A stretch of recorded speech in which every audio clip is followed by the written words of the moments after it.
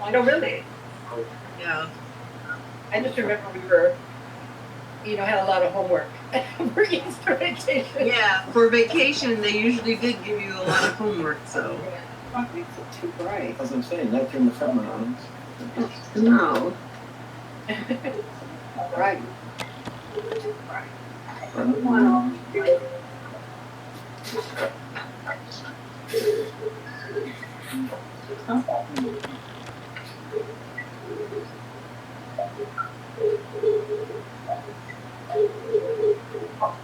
So now, they asked me to do that. It's my thing.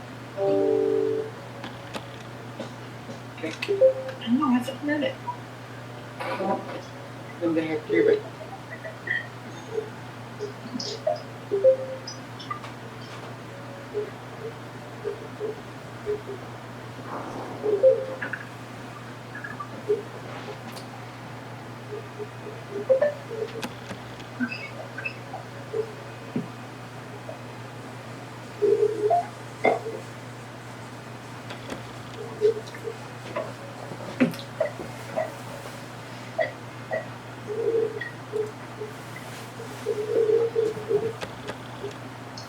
Okay, it's 7 o'clock, so we're going to get started. We have a huge lineup. This conference will now be recorded. And start the meeting with our flag salute.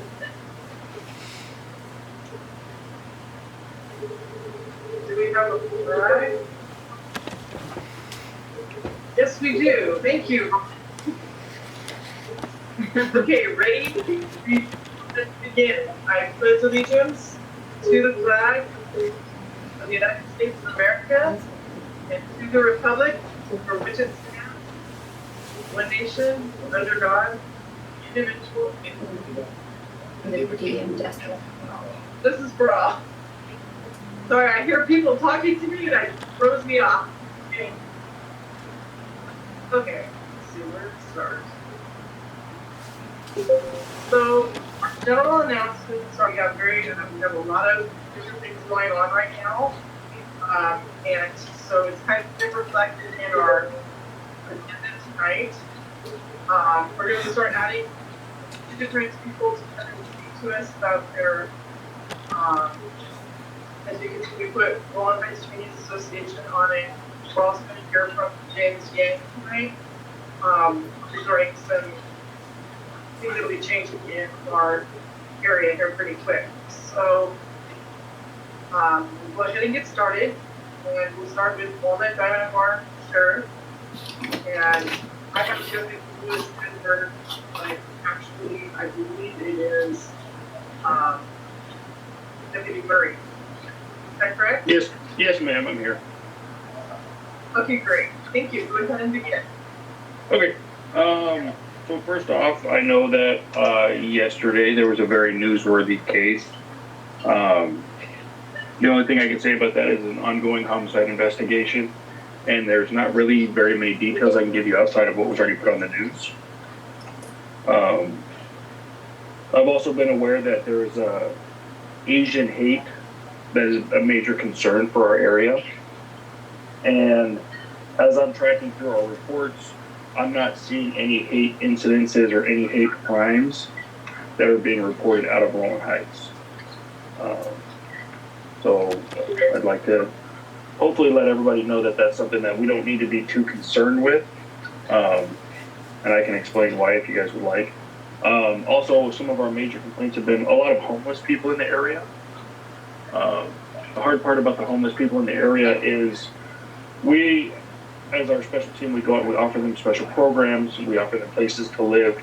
There's county funding to help these people, but it's hard to force them into help when they don't want it.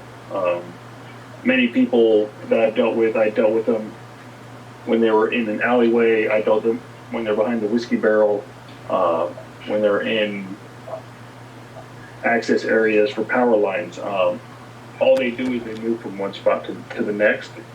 So it's very hard to offer them any services when we don't want to criminalize the fact that they're homeless or have mental issues. Also, if we are able to arrest them because of COVID, a lot of times all they're getting is a citation. So we're not moving the problem along. We're not arresting them and trying to get them help.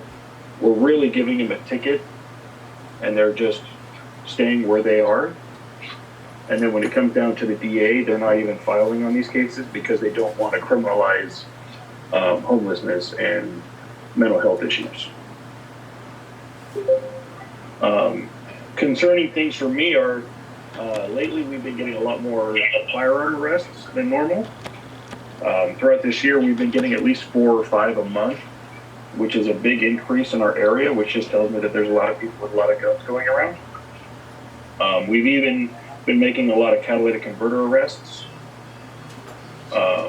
So if you've noticed, our station has been doing that etch and catch program. We've been doing it at least once a month. Or what we're doing is we're actually etching people's license plate numbers on their catalytic converter in an hope to actually deter a criminal from stealing it.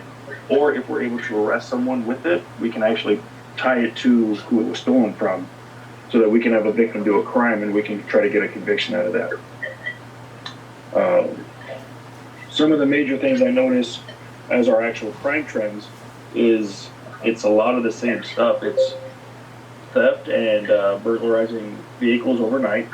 So mainly just trying to tell the community not to keep valuable things in plain view inside their vehicle because it's a crime of opportunity and someone's going to walk by, someone's going to break that window, and someone's going to take that purse with credit cards, the cell phones, what have you.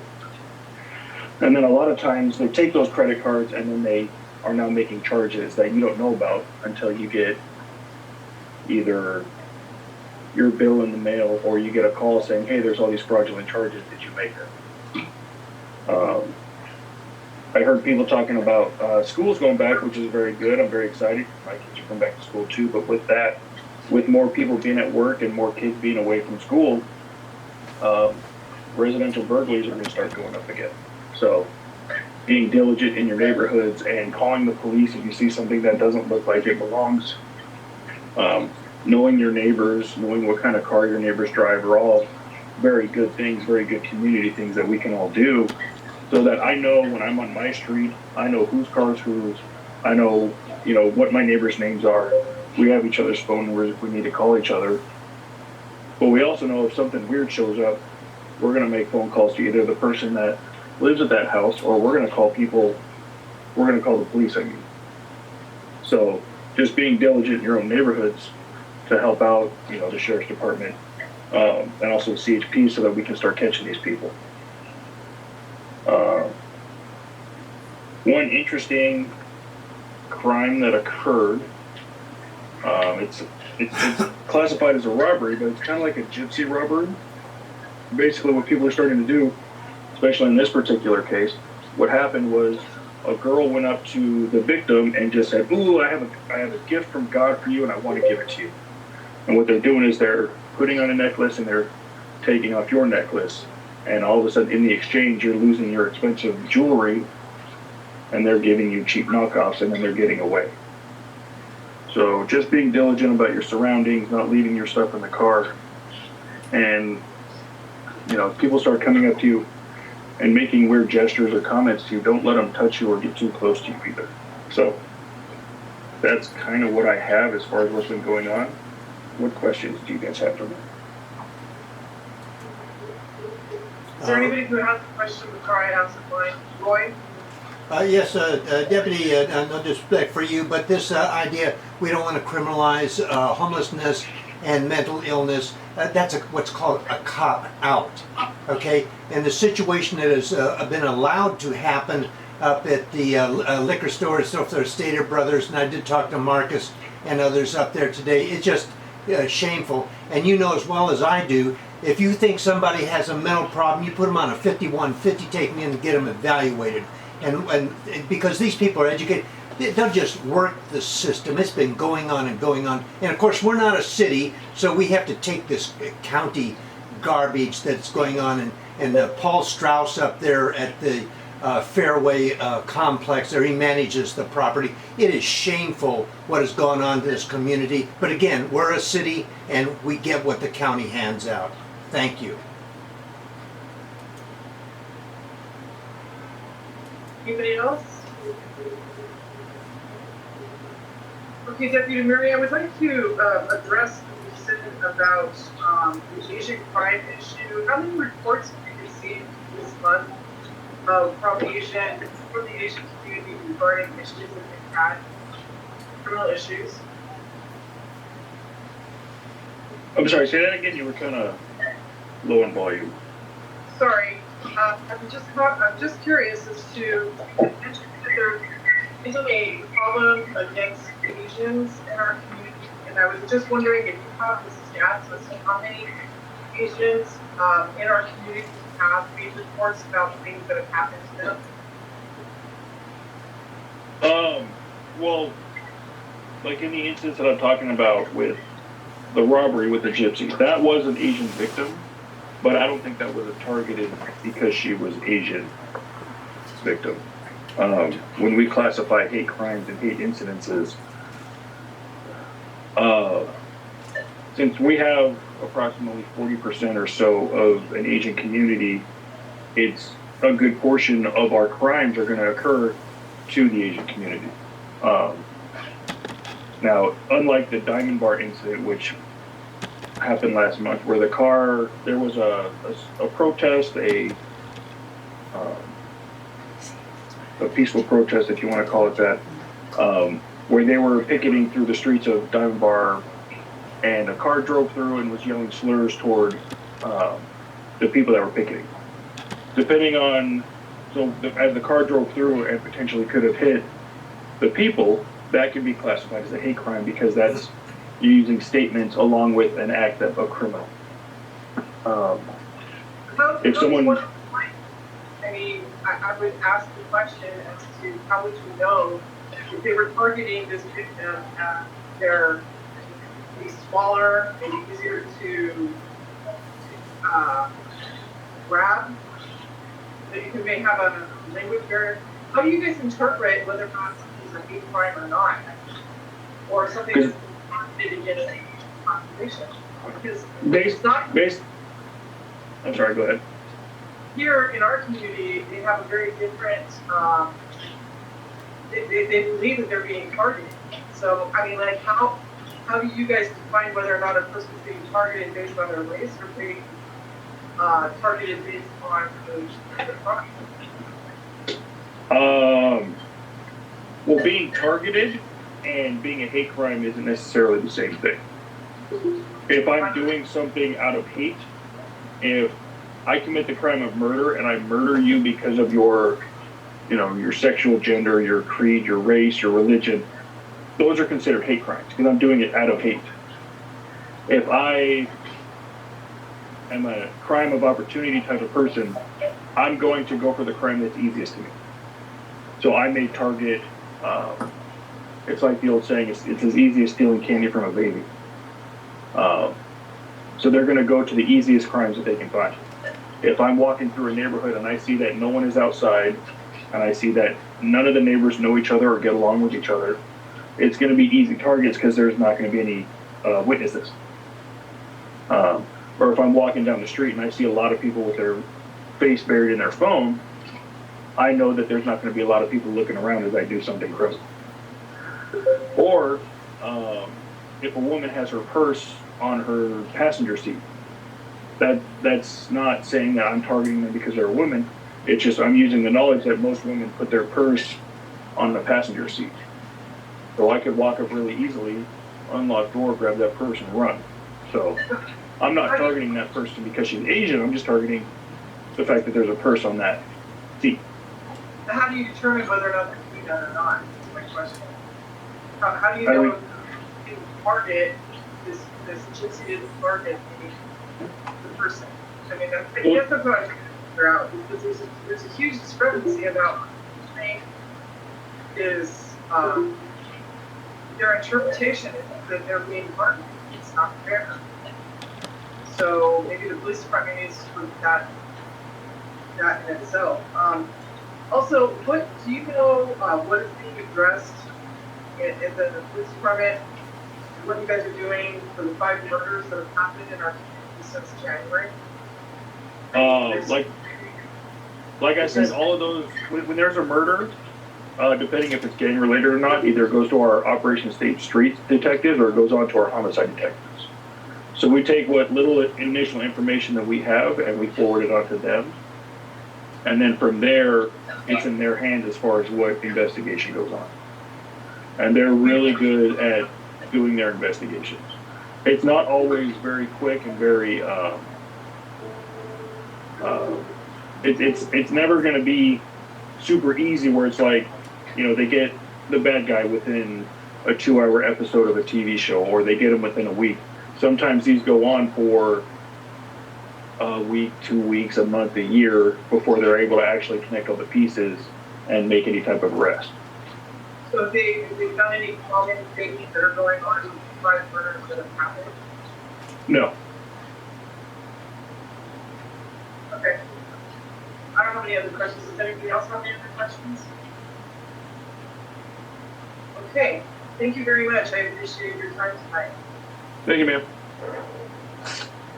Next up is California Highway Patrol. Public Information Officer Marco Iniguez. Are you on the line? Yes, I'm here, Denise. Good evening. Great. You go ahead. Hi, good evening, everybody. Just wanted everyone to be aware that starting April, beginning of April was Distracted Driver Awareness Month. So we are out there with special teams targeting specifically distracted drivers. Last month, we had over 200 people driving while distracted. So we had 131 people driving and texting, and 100 that were driving while using their cell phone in some manner without using a hands-free device. I could probably say from years past that'll probably be double this month, but it just shows you how much people are still driving with their cell phones. I think I might have mentioned this already, but DUIs are no longer becoming a cause of fatal traffic collisions. A lot of it's starting to become more of a distracted driver driving and not paying attention. A lot of their driving habits are the same as a drunk driver. They're weaving in the lanes, they're stopping and going, they're brake checking, so they brake for no apparent reason, and then they accelerate, and they brake and they accelerate, and that's because they're looking down at their cell phone. Sometimes they're weaving between 2 and 3 lanes on the freeway, and that just shows you how distracted driving could be. So just please be aware of that. This is Distracted Awareness Month, so there is going to be an uptick in our enforcement for that distracted driving. We've also partnered up with a few of the other divisions.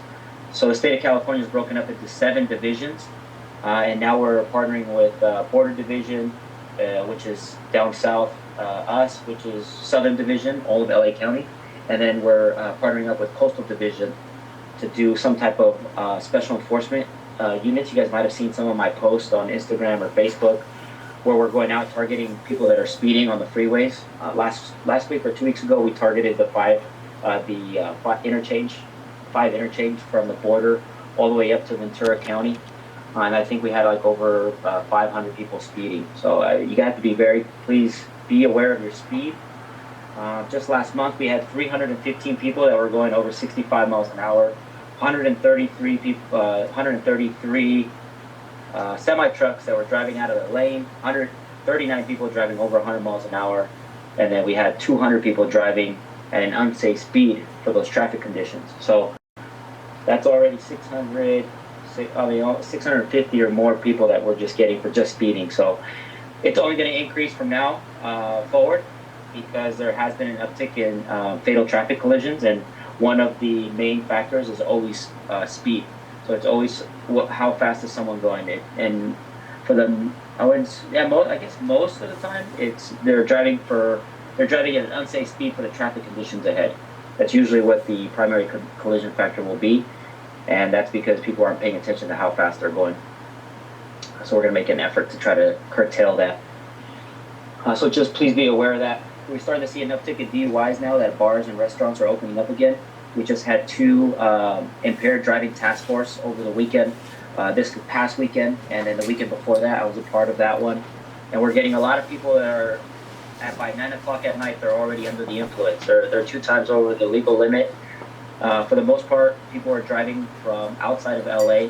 They're driving on the 60 freeway, which impacts Rowland Heights, impacts Hacienda Heights. They're going westbound to downtown LA or somewhere down by the beaches. And then around midnight or whatever time bars are closing right now at this hour, they're heading eastbound. So now we're getting them as they're leaving Los Angeles and they're trying to get home, whether it's Rowland Heights, Hacienda Heights, Fontana. They're coming from east. They're coming from Hemet.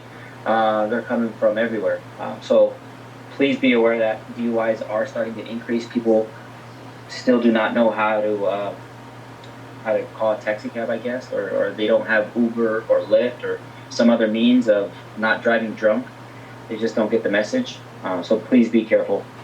We had people drive, they were like 2-3 times over the legal limit, and they felt like they could still drive home, and they were very irate that we pulled them over and we arrested them. So please be aware of that. We and again, those of you that commute for work, you guys have probably seen an increase in traffic volume, and as a result, now we're getting more traffic collisions. So we're starting to see an uptick in traffic collisions. I think we're still slightly below where we were last year, or even 2019, but it is starting to increase. So please be aware of those traffic conditions when you're driving to work, or if you're going somewhere. Just remember that anytime there's a major interchange.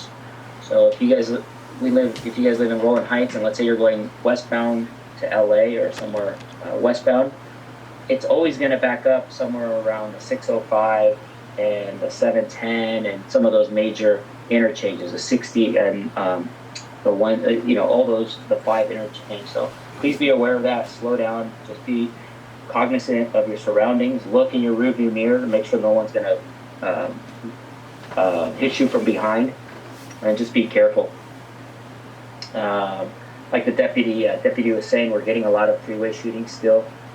We've had, I think I might have mentioned it last time, there's a 400% increase statewide of freeway shootings. So those are the CHP statewide is beginning to have a special task force with undercover agents that are looking into that. So you might begin to see more CHP officers just on the side of the freeway, and a lot of it is just to look for those types of people that are just, whether it's road rage or it's gang related, or it's some type of love quarrel or something, whatever the case may be, they're using the freeways to commit some of these crimes now. So CHP is looking into that as well. So you might see more officers out there just looking for those people that, what they're really looking for are people who are about to initiate some type of road rage incident. So the people driving on the shoulder, the people cutting in and out of lanes, people speeding, tailgating, and they're going to take enforcement action on those people to hopefully stop any type of freeway shooting or road rage incident. So that's basically all I have. If you guys have any questions, I'm available. Anybody have any questions of Officer Iniguez? Yeah? So, regarding DUIs, I believe we've done enough education and campaigning by now that everybody knows that DUI is not a good thing and it's a crime. And we have Uber and Lyft that we can use. But I think at least personally, that I've experienced, what it comes down to is a matter of pride. There are it doesn't matter if it's men or women that can have a night out and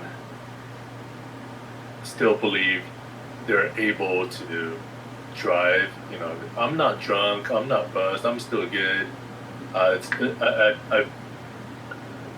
I'm seeing a lot of pride involvement when people are DUIing, and I was wondering maybe if the CHP or I don't know, whichever California sector can start a campaign and kind of like, toning down the pride involved.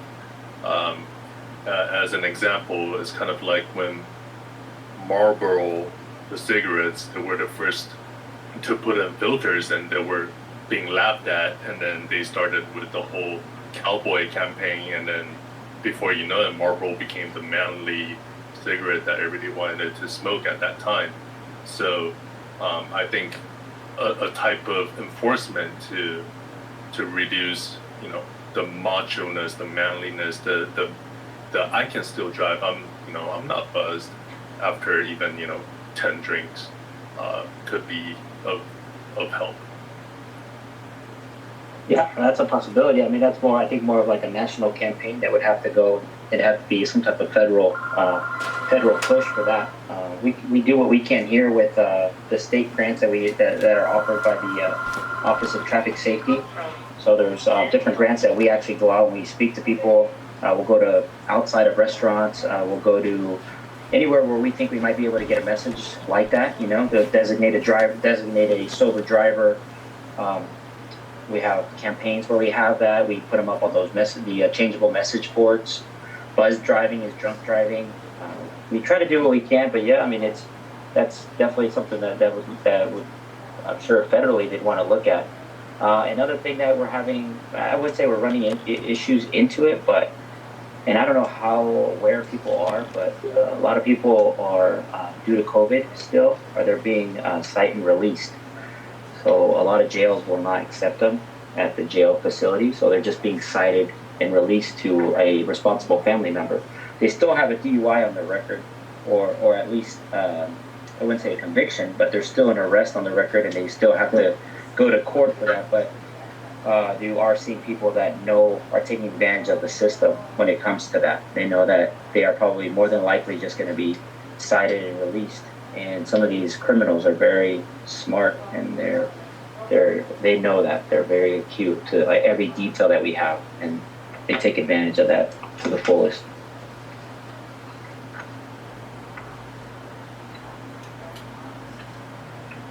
Hello, can you hear me?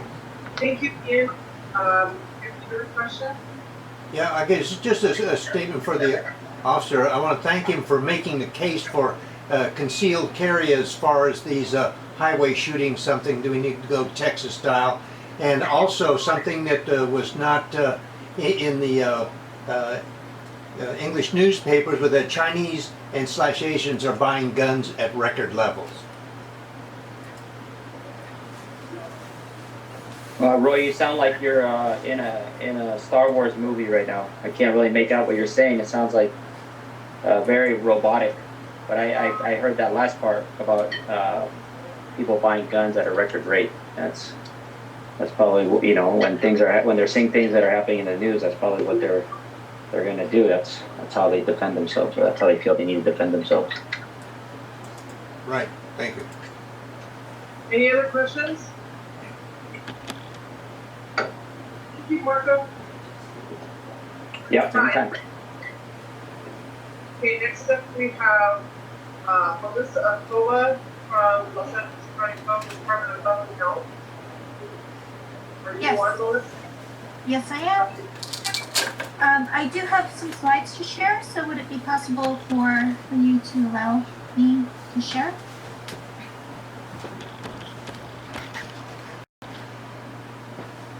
Okay, thank you.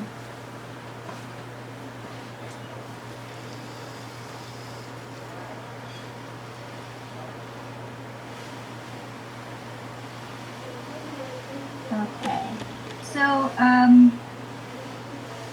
again, I just want to thank everyone and say good evening to all for having me here. Again, my name is Melisa Koba. I'm a health program analyst with the Department of Public Health of LA County in Service Planning Area 3, which covers the San Gabriel Valley. And this is just a recap of COVID cases and deaths that have occurred in Rowland Heights as of April 11th. The current cases is 3,612, and this is up from 3,539 on March 6th. The case rate is 7,079 per 100,000 residents, up from 6,936 on March 6th. There have been 76 deaths, and this is an increase from 67 as of March 6th. And the death rate is 149 per 100,000 residents, and this is up from 131 on March 6th. And when it comes to testing, we have data that's current as of April 11. Up till now, there have been 20,128 people tested for COVID-19. The person's tested rate is 39,450 per 100,000 residents. 3,392 people have tested positive, and the person's positive rate is 6,648 per 100,000 residents. Now, as of April 4th, we do have data now on residents who are 16 and over who have been vaccinated. And that number today is 17,906. And that amounts to 41.1% people being vaccinated in Rowland Heights. Can I just ask a question? I'm sorry. Sure. When you're stating per 100,000 and we only have 51,000 people, is it the actual number or is it half that number? When we say that it's 100 per 100,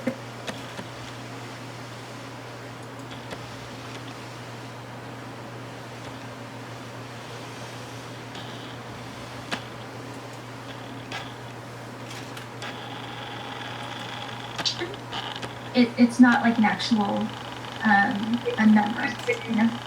Say that, so how many people have actually died in Rowland Heights is my question. Because you're saying per 100,000 and I'm trying to figure out, I think it's back one more, two more slides. Right. The case is 7,079 per 1,000 residents. Yes. So what is that for even the death rate? 149. So is it half of that 149 or is it? So you see cases and then case rate and Right. death rate. The cases and deaths are the actual numbers. The rate is just extrapolated so that we can compare to national averages or other counties and things like that. Okay, these are actually the actual numbers of things that are happening in Rowland Heights. This is just a comparison. Right. Okay, go ahead. I'm sorry. No worries. I know that can be kind of confusing, but it's just a way to make an even comparison. But if we're really concerned about the hard numbers of what's happening in Rowland Heights, since the beginning of the pandemic, there have been 3,612 people who have tested positive for COVID-19 and 76 people who have died since the beginning of the pandemic. Okay, so that's one way to look at it.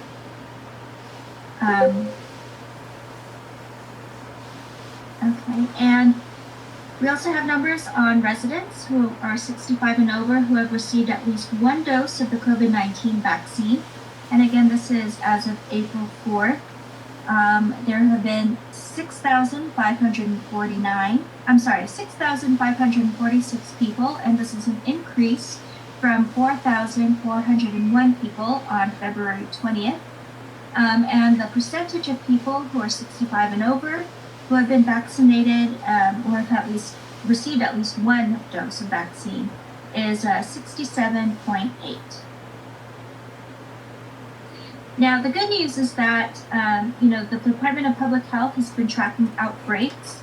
And as of today, there have been no outbreaks reported in residential, congregate, and acute care facilities, no outbreaks reported in correctional and law enforcement facilities, and no outbreaks reported in any educational settings. And we do have one facility, it's a non-residential setting, in which there were 3 or more laboratory confirmed COVID-19 cases, and this would constitute an outbreak. And this happened at Smurfit Kappa North America, and they had 3 staff who were confirmed positive for COVID-19. And there was 1 citation issued for violation of the health officer order, and this is current as of April 6th. And this happened at Moonlight Tavern, which is a restaurant in Hacienda Heights. And that's all that we have to report for you. Again, we remind you to please check out our website, vaccinatelacounty.com, where you can find out more about vaccines and how to make an appointment. As you might have heard, eligibility is going to open up on the 15th to anyone who is 16 and over, which is good news. And as our supply increases and more people become eligible, I'm sure you're also aware that Governor Newsom recently announced that the state may reopen fully, may approach the green tier on June 15th.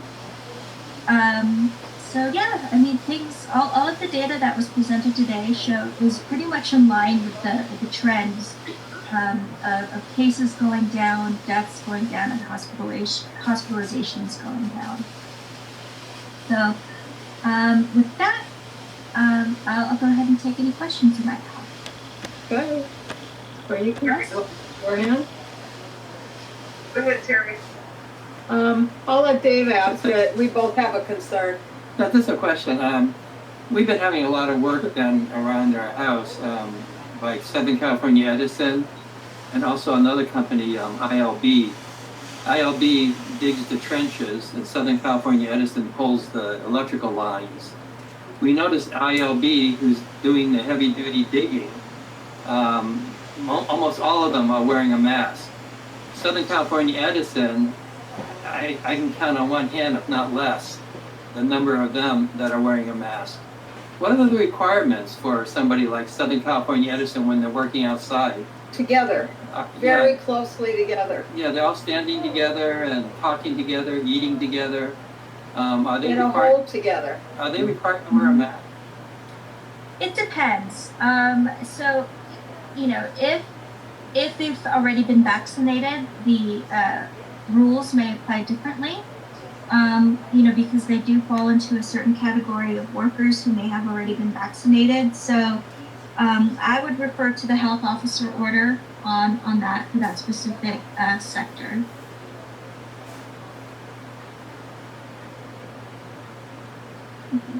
Yes? Carla. Thank you, Denise.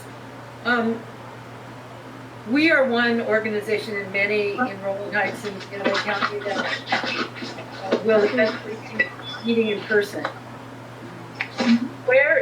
What phone number or what would be, besides the health officer order, would there be a place where we could consult, like, let's say June 15th, everything's open, but in terms of recommendations for our group, for example, should we be masked? Should we still physically distance in our meetings?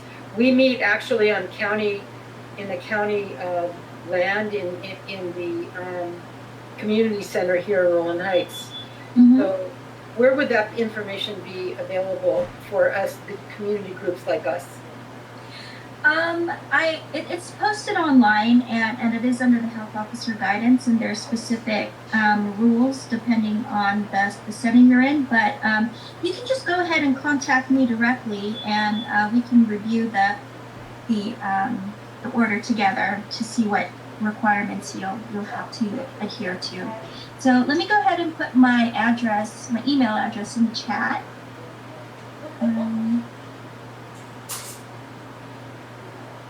Melisa, what is the green tier? I mean, what specific things are going to open up, and what would you have to do in the green tier? Does that mean you don't have to wear masks? Does it mean that you can walk where you want? Right. So the green tier is a goal, right?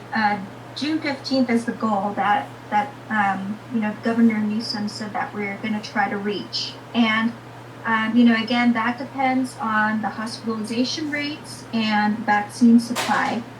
And once we go closer to that date, the state is going to need to issue some guidance on what that will look like. Post, after following the blueprint for opening a safe economy, we'll have to see what the guidance is going to be issued, what the state is going to issue, and it'll be up to the county to follow that guidance. So, in short, it's stay tuned. Okay, Mm-hmm. wonderful. Are there any other questions? Thank you, Melissa. We appreciate your time. Okay, thank you, everyone. And again, feel free to email me if you have any questions after this, okay? Thank you.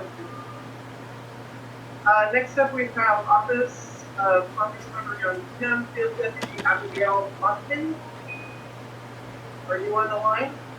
Yes, hi. Can you hear me? Okay, great. So, good evening, everyone. It's great to be here. I just wanted to give a few quick updates from our office and also introduce our new field representative, John Ding, who will also be covering the LA County area. So he's here with us tonight. John, if you'd like to introduce yourself. Good evening, everyone. My name is John Ding, and I'm a new field organizer working at the LA County area, and also I do Mandarin speaking. So if anyone that speaks Mandarin need help, you can contact me. I'll put my contact information in the chat so everyone can get it. Thanks. Right. So again, if anyone has any questions or if our office can assist you, please feel free to reach out to John or me, and we'd be happy to help. Also wanted to give a few quick updates. So previously, Congresswoman Kim, along with her colleagues, introduced the PPP Extension Act, which extended the deadline for small businesses to apply for a loan from March 31st to May 31st, giving them an extra 2 months. And also an additional 30 days for the SBA to process the applications. And that was passed into law last month. Congresswoman Kim also recently, along with Congresswoman Napolitano, led a bipartisan group of California's congressional delegation in a letter to Secretary of Transportation Pete Buttigieg in support of federal funding for the 5760 Confluence project. And I'm sure many of you know how congested it can be on that confluence. So we're looking forward to bringing relief to that choke point. Those are all the updates we have on our end, and if anyone has any questions, we'd be happy to answer. Do you have any questions? Carla? Thank you very much, Denise. I know this is controversial, but I'm going to ask it anyway. What is the young Kim's position on the former President Trump? Right, so that, you can reach out to me directly, and I could give you more information on that separately. So I'll go ahead and include my contact information in the chat, and I'd be more than happy to expand on that with you. Any other questions? Here, right here. Is there anything else? Okay, yes, I want to, what's the position and what's happening as far as this border disaster? And do we just have to wait to the midterms to try to have some influence on this? Right, so Congresswoman Kim, she's been to the border in California and in Texas, and she's seen the crisis that it has become. So she's definitely looking to find a way to address this crisis and fix our immigration system in a fair and compassionate way. So that's definitely an area of concern that we're looking at. Yeah, this term, what is fair and compassion? Especially it's just a boondoggle. It's a disaster down there, and it's caused by the president of a political party, which it's shameful. Thank you. Abigail, I have a question. Does Young Kim have any intent on diverting funds to the Mona Fairplex to accommodate those who are being transferred there from the border? The children that are being transferred there?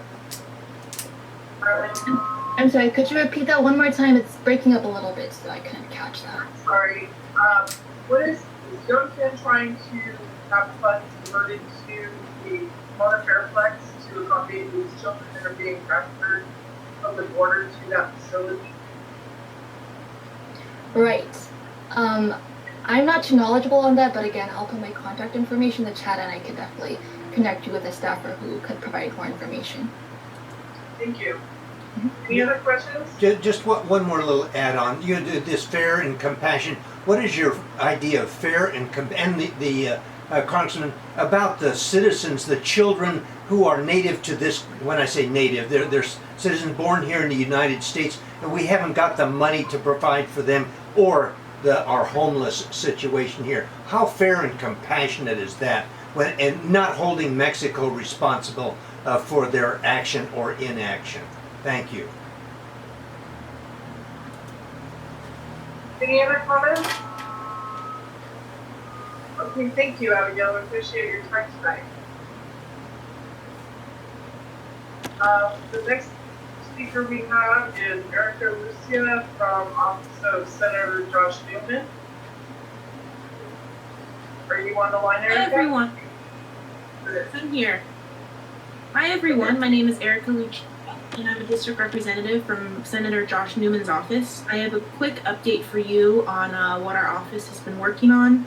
The senator recently held a blood drive in the district at the Richard Nixon Library in Yorba Linda.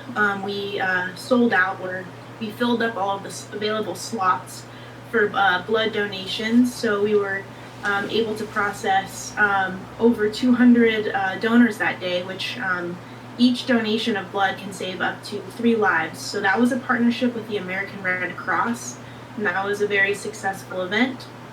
Additionally, the senator has been making vaccine site visits. He is the chair of the Senate Special Committee on Pandemic Emergency Response.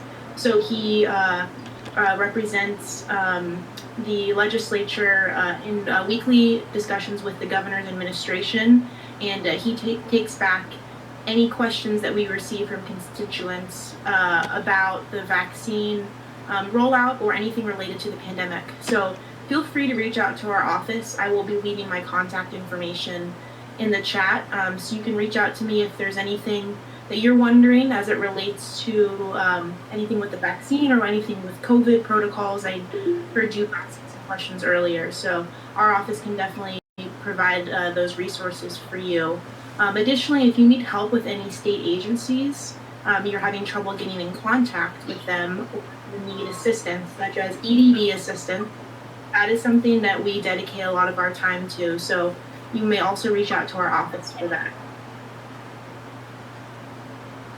Any questions? And that will conclude my report. Does anybody have any questions or comments? Thank you, Erica. We appreciate your time tonight. Next up, we have Office of Assembly Member Phil Chen. Hi everyone, it's great to be here with all of you. Just a really quick update, don't want to take up too much of your time. This past week, Assemblyman Chen has introduced legislation regarding public safety, mental health, and wildfire prevention, and also our district office has been helping out with a lot of EDD cases, DMV issues that residents are having.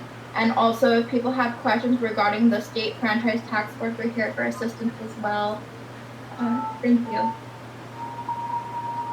Any questions? Okay, thank you so much. Appreciate your time. Next up, we have the Office of Justice Hahn, Supervisor Joe Hahn, Warren. Hi everyone, good evening. It's a pleasure to be here on behalf of the Supervisor. So last Tuesday, Supervisor Hahn asked the board to support a working group to drill down on the crisis and develop ways that the county can address the violence and hate that we've seen targeted over at least the last year and beyond, targeted to the API community.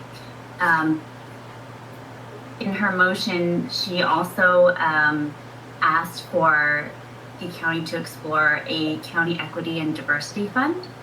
And in addition, we're working right now to infuse $500,000 into supporting the mental health needs of the AAPI community and into reducing the stigma and anti-racism surrounding.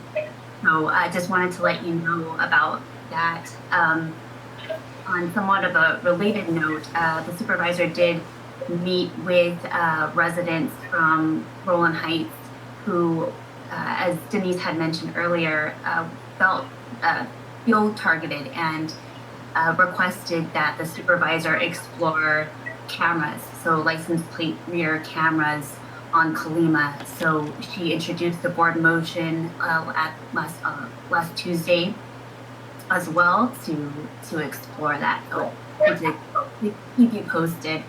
I also wanted to just reference what was said earlier about the incident that took place over the weekend that we know the community is concerned about.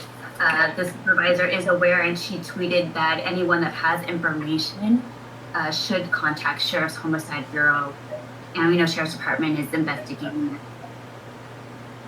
And just want to end on somewhat of a lighter note. We have the Schubarum dog park groundbreaking coming up next month. So I just wanted to let you know to save the date. May 21st in the morning, we're going to have a groundbreaking, and we are planning it virtually. And I'd be happy to follow up. We'll probably do an email blast, but I'm happy to also let RHCCC know how you can tune in for a live stream.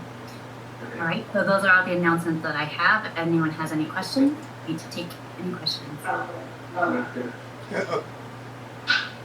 Who wants to go first? Go ahead, Nick. Or Roy.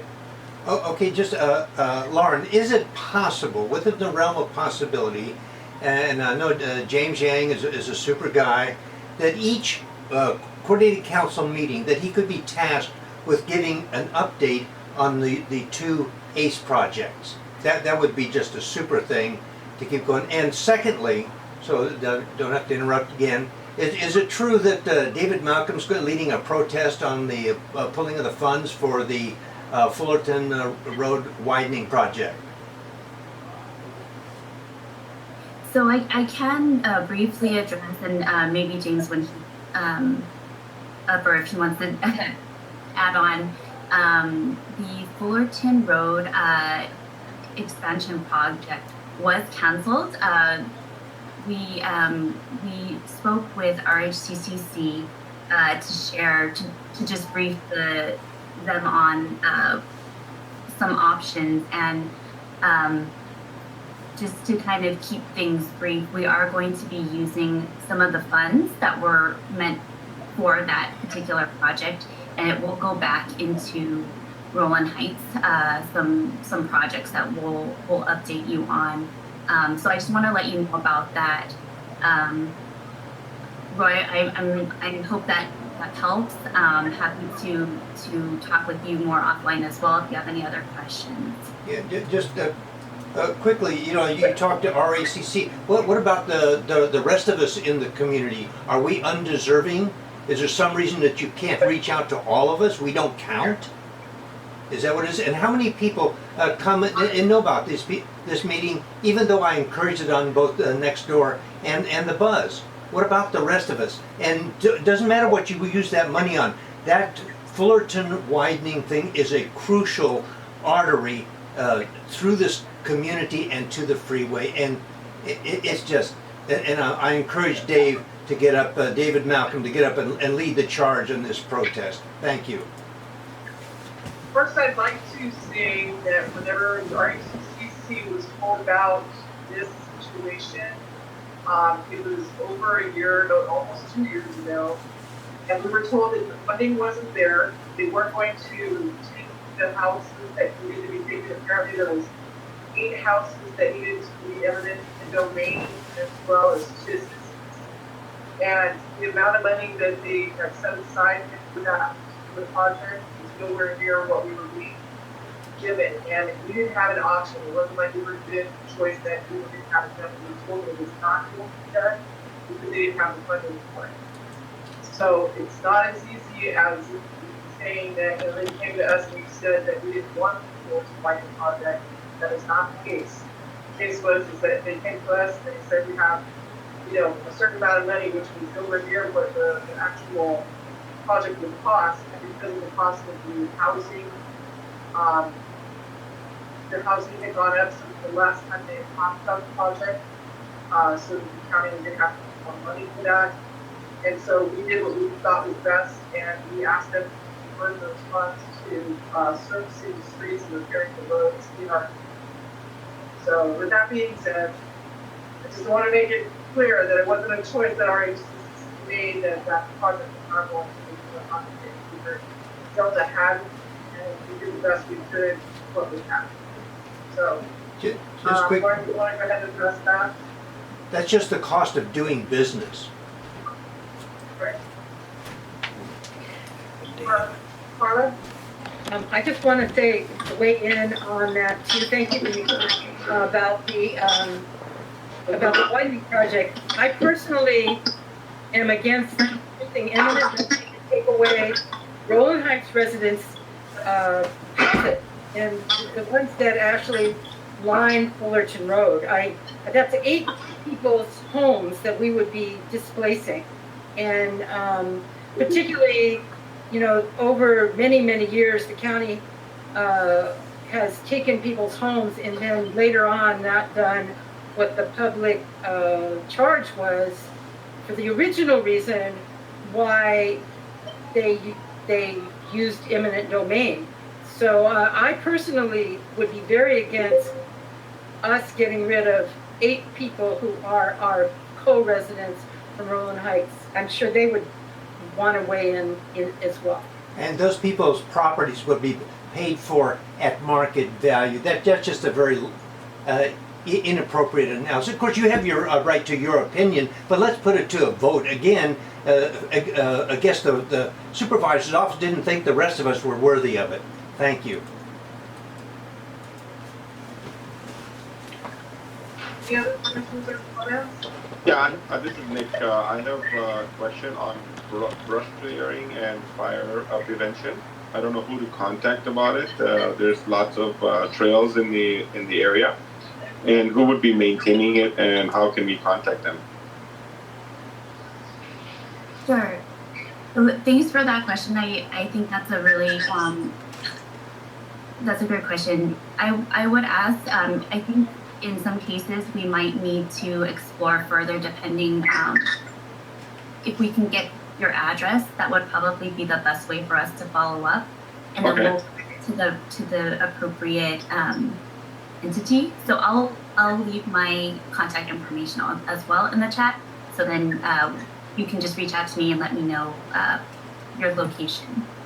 Okay, and who are you? I don't know which one, who's talking, so I don't know. Oh, sure. This is Lauren, and I'm with the county. I'm with Supervisor Hahn's office. Okay, I appreciate it. Thank you. Sure. Thank you, Nick. Any other questions?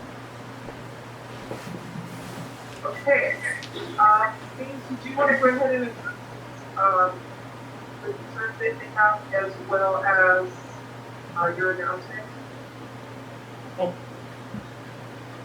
Hi, this is James here, and I think many of you know me. But So I can expect those trees in the median along Fullerton Road being replaced within the next 3 to 6 months. I can't promise you that, but if you send me, I think I could follow up regarding the schedule for the tree planting in the median, because we also have a schedule for, we like to plant in a group, so that it will be more cost effective. So as we have a group of trees that's missing trees from our community, then we go in with one contract that plants all the missing trees. That would be the most cost effective way to do it. Just to plant one tree, we have to send out one, if we plant one tree versus 10 tree, the cost is not 10 times. So we like to group things together. and do it at a cost-effective way. So I could follow up on the schedule for the tree replacement for the medians, Fullerton. I'm assuming it's by Mescal, right? Right, it's the one between Mescal and Galatina, but, you know, again, those are the trees that I think I had sent pictures to you. Those are the ones that died, and there's about 6 of them that died that they took out. And there was a notice on the trees that said, if you want this replaced with another tree, call this number. I called that number and told them we wanted to replace. The interesting thing on that is the county took those trees out, and in the process, they destroyed the irrigation lines. And you think the people who's doing that work, grinding the stumps and stuff, would have told the county, you need to fix the lines. It's only when I was doing my daily walk, I saw water shooting all over the place.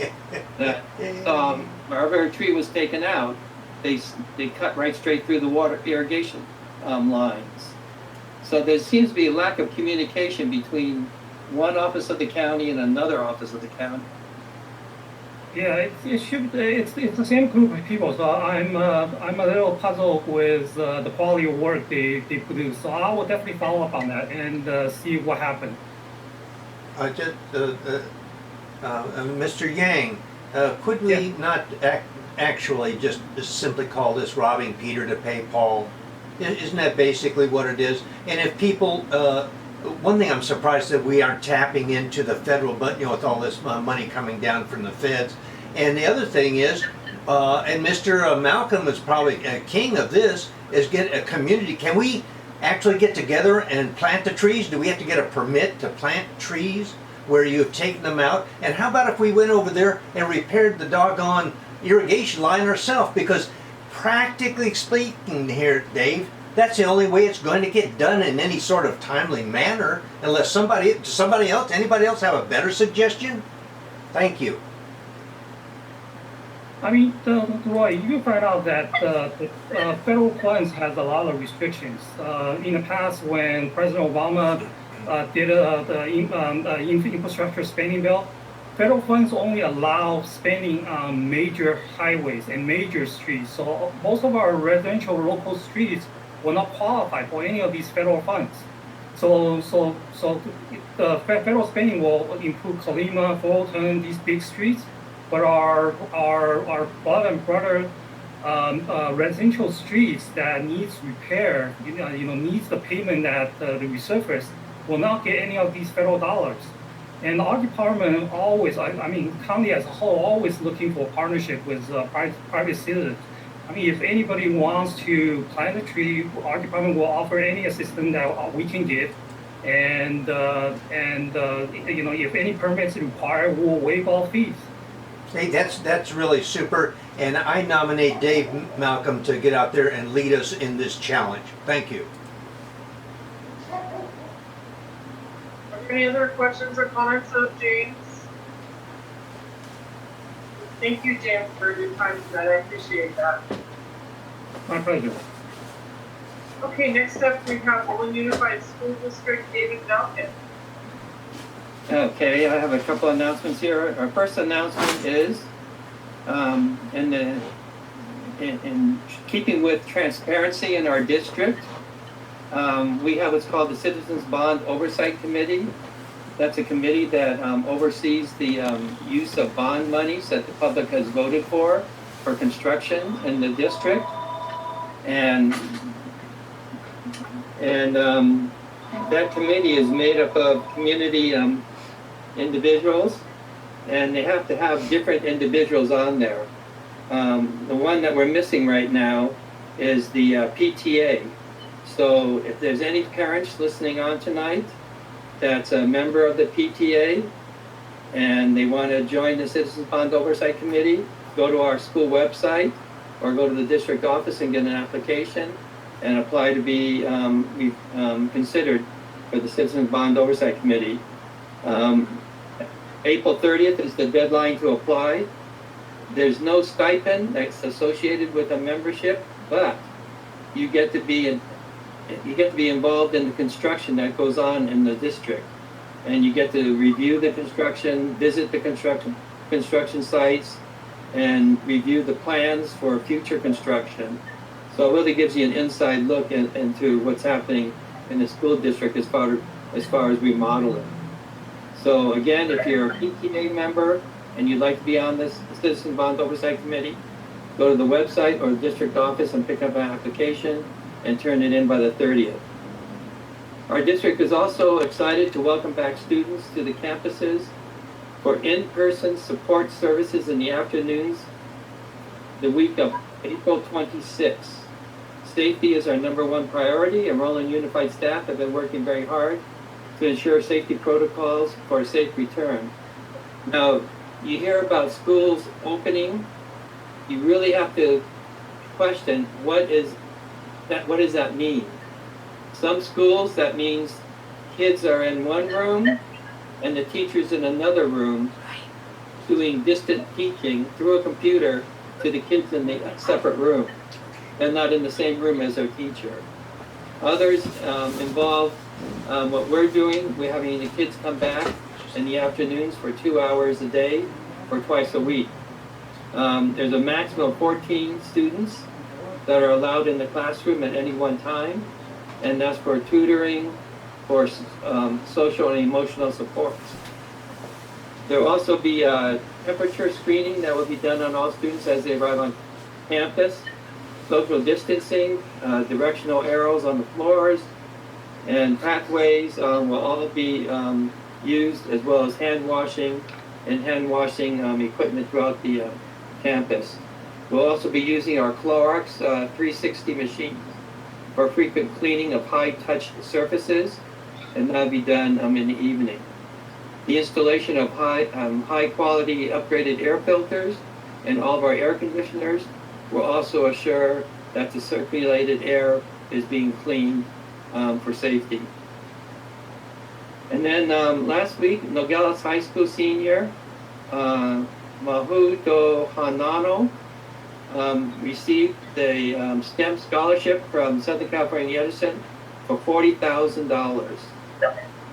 Nogales High School has done very well with scholarships. Last year, actually the last 2 years, students at both those years received the Gates Memorial Scholarship.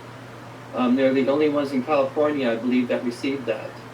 The Gates Memorial Scholarship is a free ride to any college or university that they go to for the career of their training, whether it be medical school or wherever.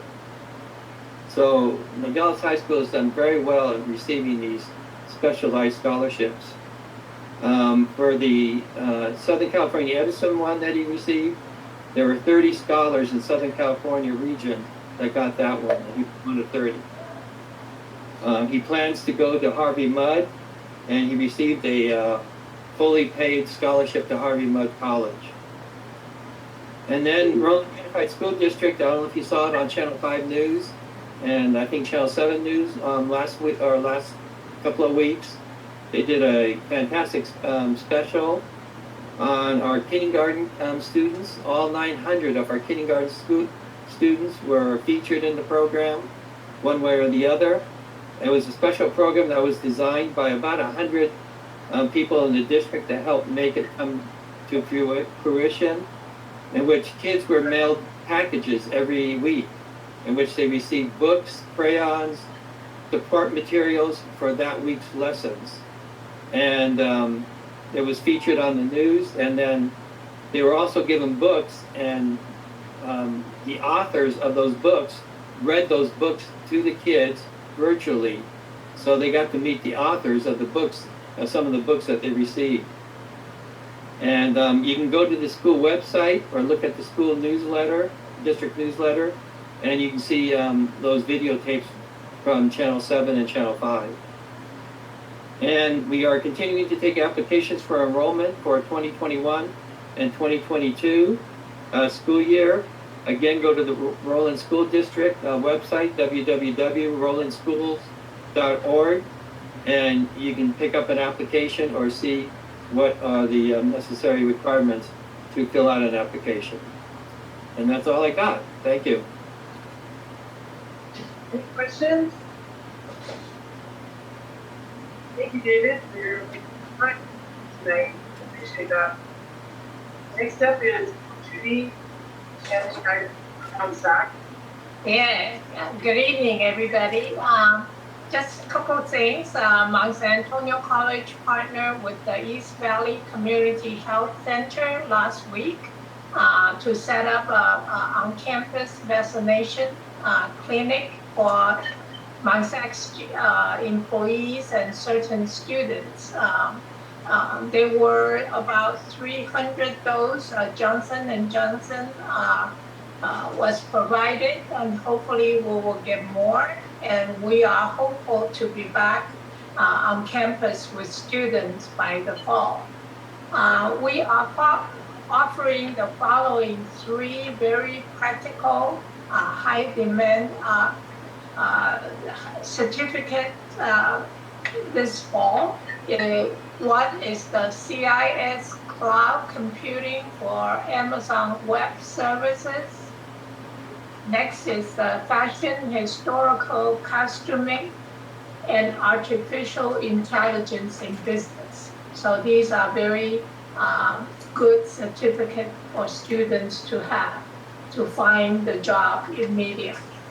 So that's my report. Thank you. Thank you. Is there any questions or comments, Judy? Thank you for your time, Judy. I appreciate it. Chen from Rowland Heights Association. Thank you, Denise, and RHCCC board for allowing me to speak tonight. I'm representing Rowland Heights Chinese Association. There are a few items I'd like to share with the community. I'm very happy to report Rowland Heights Chinese Association has accomplished the assignment County of Los Angeles assigned us as an administrator for Supervisor Hahn's restaurant voucher program for choosing restaurants and distributing the gift cards to the COVID-19 affected residents in the community. Total $1,250 $20 cards were distributed to the families and the individuals in the Rowland Heights and the Diamond Bar. $520 cards were distributed to the through the Rowland Unified School District and the Walnut Valley Unified School District to the COVID-19 affected families. Union Station Homeless Service helped us distribute 50 meals to local COVID-19 affected families, the homeless families. The rest of the costs were distributed to the local families by mail. We received many thank you notes on social media and the email that thanks Supervisor Hahn for caring about the community. I want to thank Denise Jackman, David Malkin for helping us for choosing 5 restaurants in Rowland Heights, and thank Diamond Bar City Council member Andrew Chow, City Mayor Lion for visiting and choosing 5 restaurants in Diamond Bar. Finally, big thanks to Supervisor Hahn and her staff, Lauren, caring about the community. And the Rowland Heights community was celebrating Lunar New Year in the Year of Ox during the February 1921. RHCCA partnered with Your City Safari had a drive-through only events. RHCCA chose 12 Rowland Heights families to choose to host 12 10 feet high, huge balloon Chinese zodiac animals at the front of the yard for participants to look by downloading the map to the smartphone by scanning the QR code at the animal site. Participants will get stories about the animal. It was COVID-19 safe, fun, and educational. I want to thank the host families, sponsors, including Racing, Tang, Vance, Athens, Boba Tea, Morango, Pearl East, and Eric Claim of the Euro City Safari.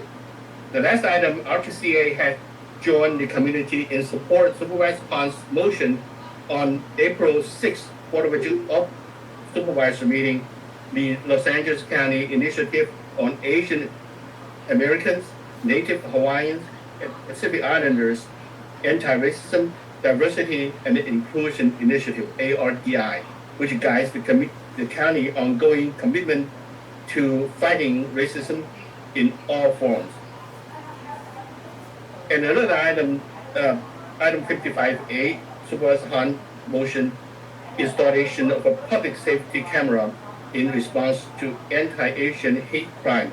With a recent rise in crime and anti-Asian hate incidents and hate crimes, a group of residents led by Chuck Sun, Alice Shao, Kim Yu, and Benjamin Ma organized a group named East San Gabriel Citizens Against Crime. The members met with Supervisor Hahn in March and asked for help address these concerns. The residents request installation of public safety cameras along Colima Road to help prevent crime and catch perpetrator of crime. Supervisor Hahn authored the motion for a feasibility study of installation of public safety cameras along Colima Road and incorporate Hacienda Heights and the Rowland Heights area. I want to thank Supervisor Hahn and support her for making this happen. Thank you. Thank you, Cary. Do we have any questions? Question? Cary? Roy? Cary, while you've been talking so far, I did a little math here, and it comes to find out that Rowland Heights, the population of about 52,000 people, 62.4% are Asian, and of that, about 44% or 29,000 are Chinese. Is there any possibility in the near future that the Chinese will take a total, inclusive, and comprehensive leadership role in the community to bring us together as one people and form a Rowland Heights Improvement Association, which is proactive, so we don't have to go through this stuff once a month coming up with this situation and with no answers and not a clue, and we still didn't get a report on the ACE stuff. So that's what you guys, you're the biggest in business in Rowland Heights, and you're the biggest in population. And I know you probably haven't got the answer right this because you didn't know it was coming up on you. But that's what we need in Rowland Heights, a Rowland Heights Improvement Association that operates 24/7, 365 for Rowland Heights and proactive. So I'm looking for you to lead us on to that next level since we aren't a city. Thank you. Thank you, Roy. Thank you for your advice. Any other questions? Thank you, Cary. We appreciate your updates. Okay, our presentation for the evening is from the Los Angeles County Regional Planning, Kim and Ayala Scott. Hopefully they're still on the line. I'm going to provide information related to today's revisitation of properties for farming properties for all time. Kim, are you still on the line? Yes. Hi everybody, thank you so much for having us. It's really nice to see you guys. I'm sorry I don't have my camera on, but I will be sharing my screen. Denise, if I can get permission, and it makes it easier to actually navigate the presentation if I'm on a desktop. But it is nice to see you all again. We were first presented or introduced the San Gabriel Valley Area Plan to you all about 2 weeks ago. It seems like a lifetime ago when we were able to actually see each other in person. Today what I'd like to do is give you a brief update on the progress of the area plan. And I'm joined by my colleague, James Drevno, who's also with Community Studies East.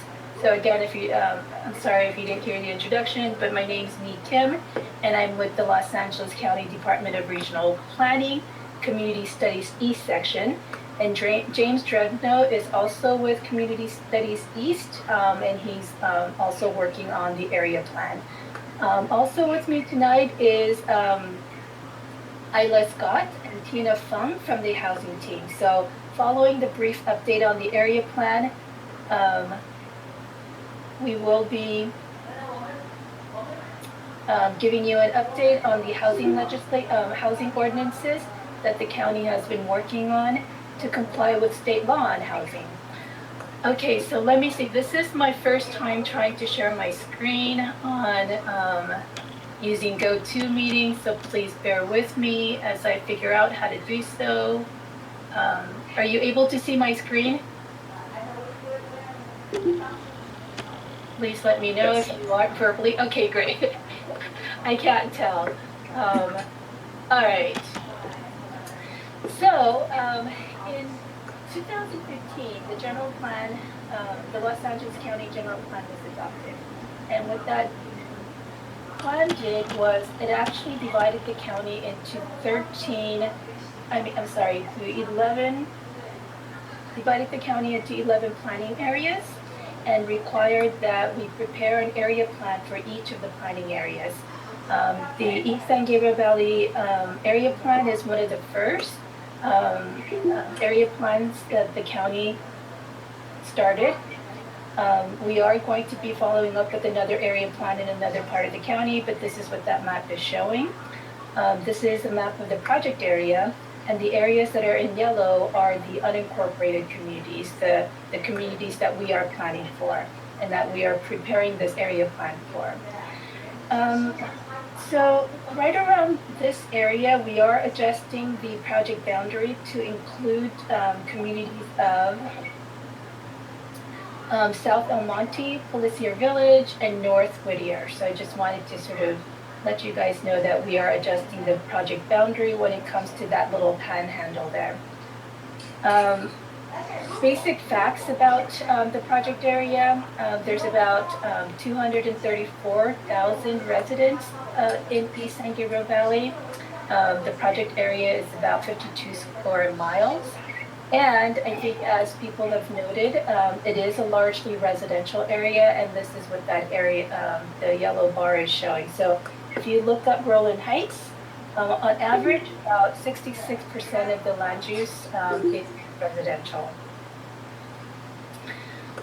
So the Los Angeles County General Plan, it's a county-wide document. And so as a county-wide document, what it does is it lays out values and visions. And it also has goals to foster healthy, livable, and sustainable communities.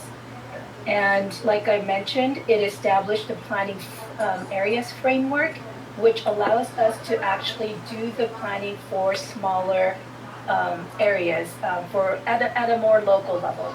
And that's what the East San Gabriel Valley Area Plan is it builds on the general plan's goals, priorities, and programs, but at a more local scale.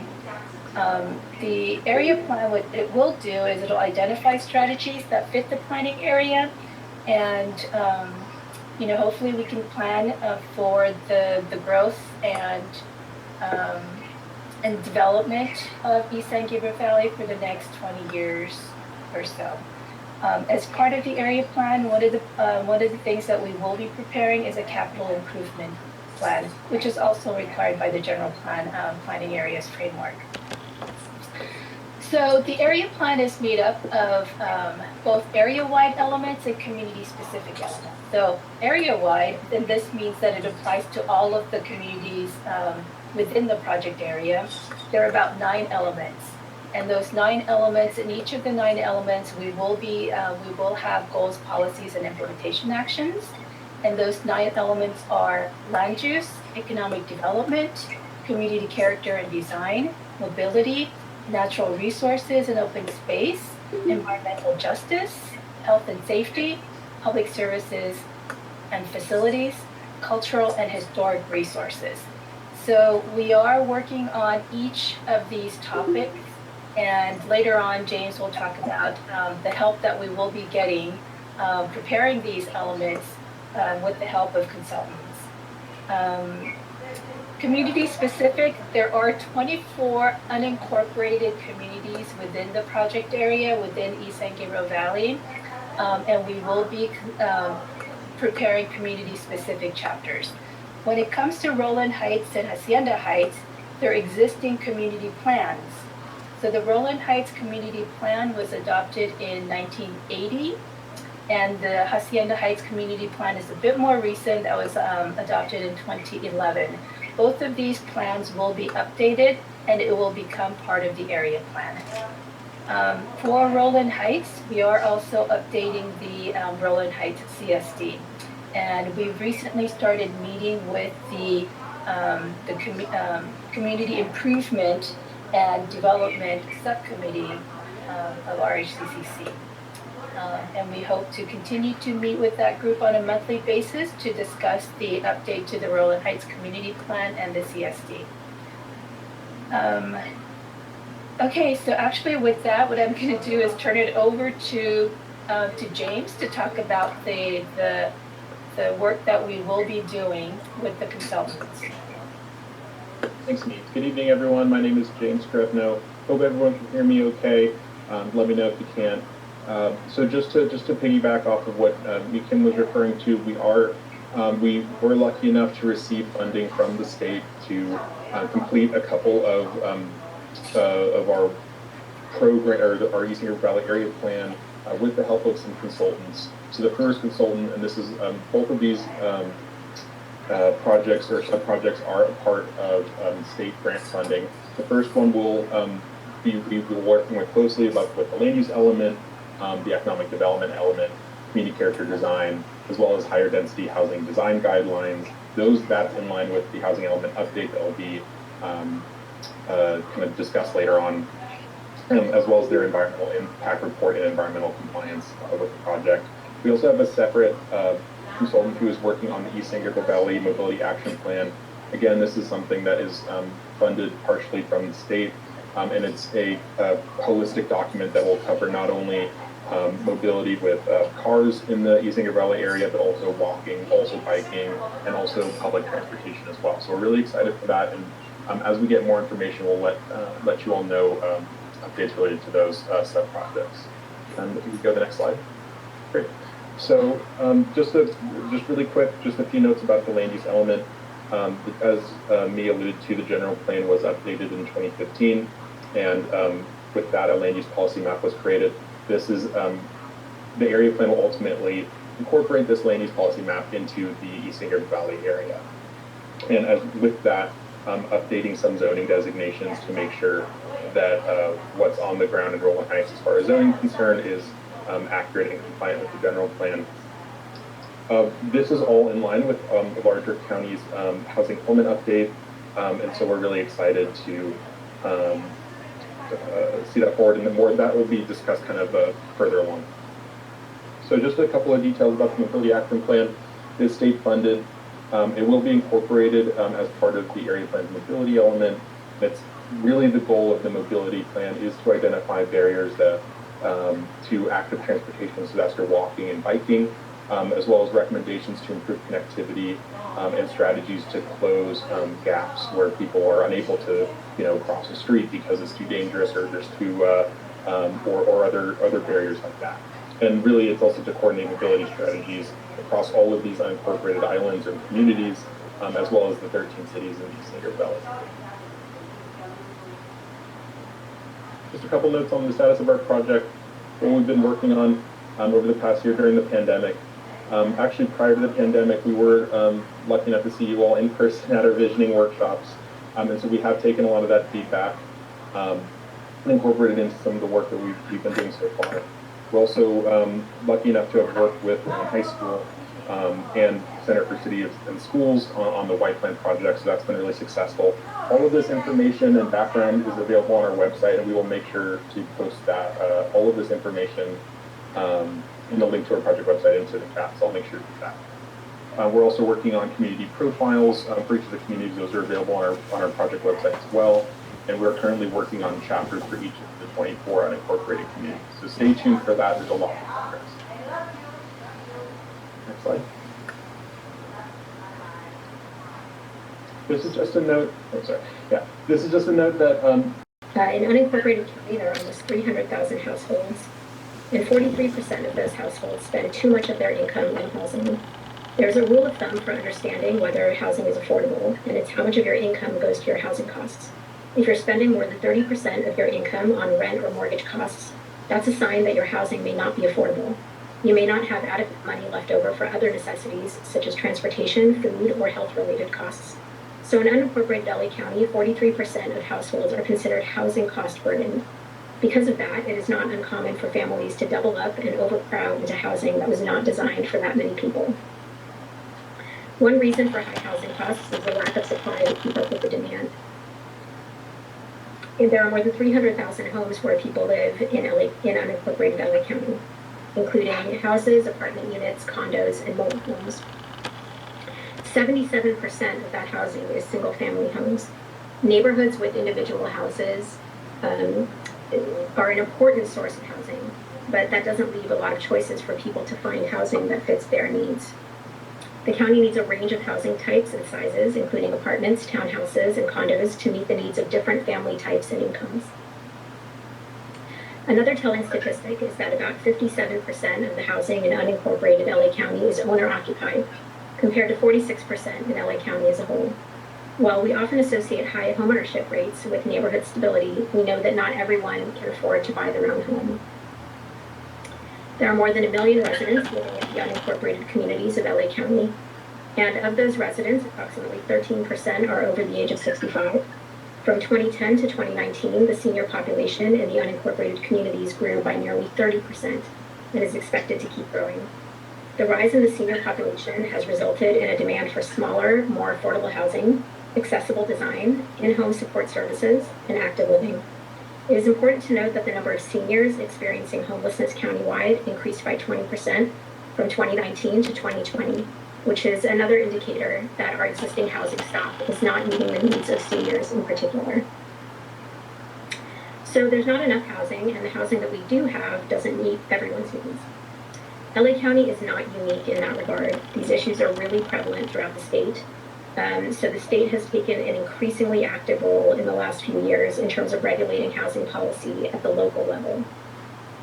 So one of the state's main focuses is to reduce red tape in terms of local jurisdictions approving new housing. There was a state bill that took effect in 2017 called SB 35, which did that. And the county implements SB 35 locally through the By Right Housing Ordinance, which I'll discuss in a minute.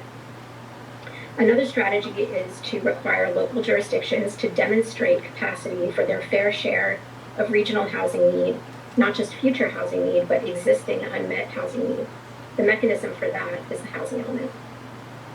And while we do implement state mandates, we do what we can to tailor them to our local needs and context.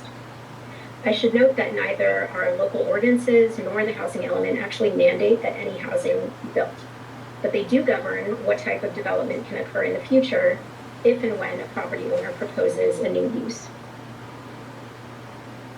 So first I'll discuss the By Right Housing Ordinance and SB 35. We last addressed your group about this ordinance in August 2019, so it's been some time.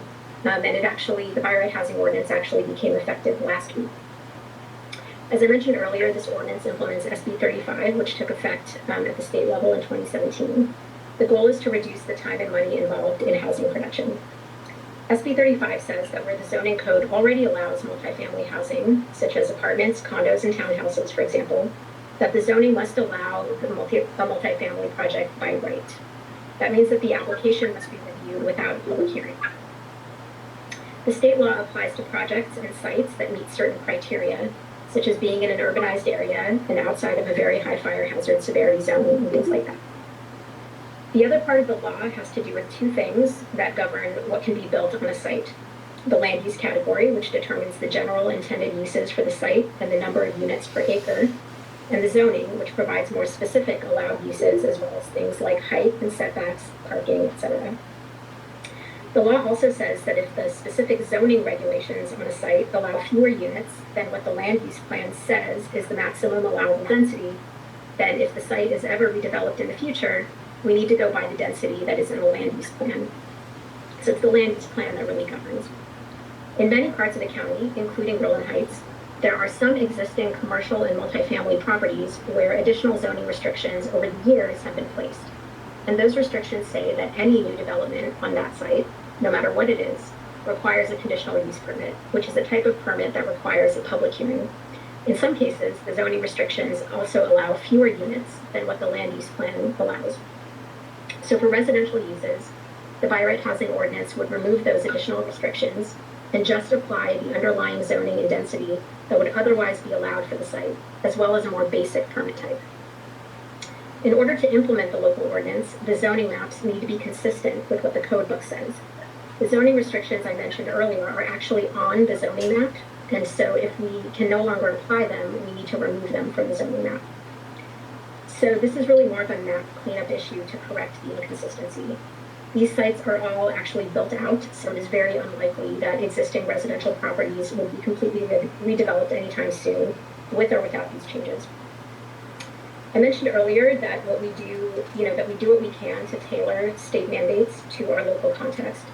And state law is really lacking in that it has no design standards for the multifamily projects that are allowed in commercial zones, such as setback requirements.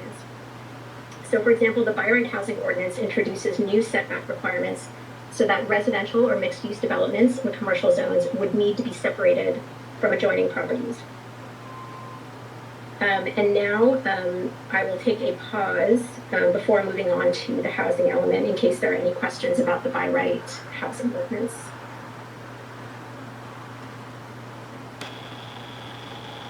I have a question.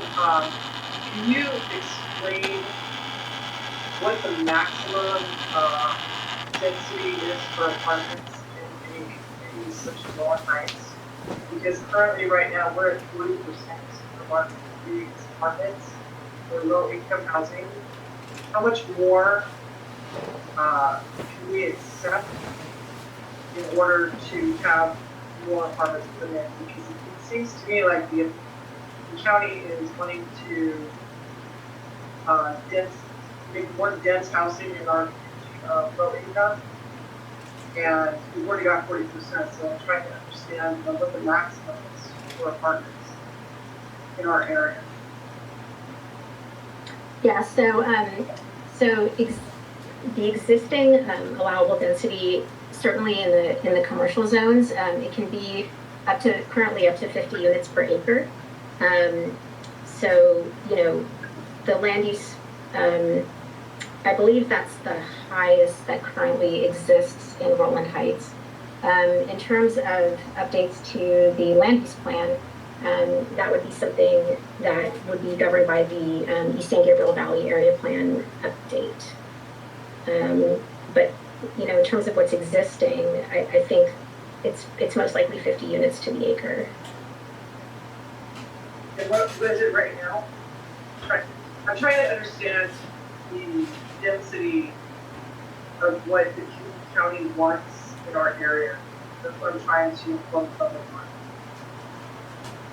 Yeah, so the by right housing ordinance doesn't actually increase the density per se. So it removes the requirement for a conditional use permit, and it defaults to the land use plan to govern the density.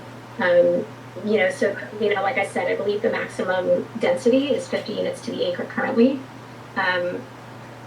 That's the maximum for commercially designated properties. The other land use designations are part of the Rowland Heights Community Plan land use legend. So, in terms of changing the allowable densities, that's something that that is in the scope of the East San Gabriel Valley Area Plan. So what you're saying is, just if I'm wrong, please clarify it.